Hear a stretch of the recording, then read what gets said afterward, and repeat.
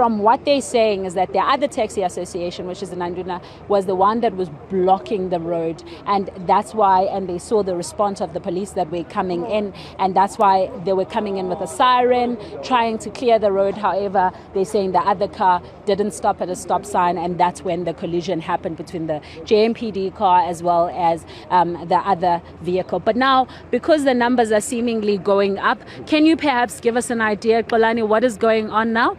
Yes, we can finally confirm there's actually 7 people involved in this accident. There was 2 JMPD officers who were in their vehicle, and within the other vehicle there was a driver and a passenger as well. And then we also know that there's 3 pedestrians who have been involved in the accident. It's a total of 7, and unfortunately from that 7 is 2 fatalities that have been confirmed. One which happened at the scene, and another one upon arrival at the hospital. The pedestrian was declared deceased.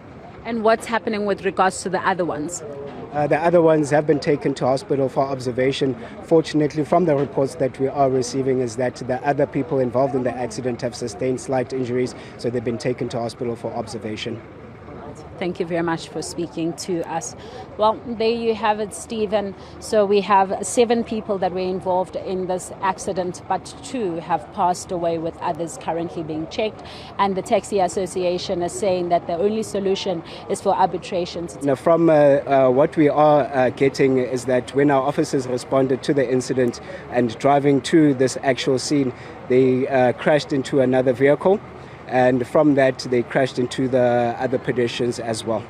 The people that have passed away are the pedestrians, unfortunately, but the people in the vehicles, which is 2 of our officers, and we do understand that the driver of the other vehicle, who is also involved, didn't sustain the injuries.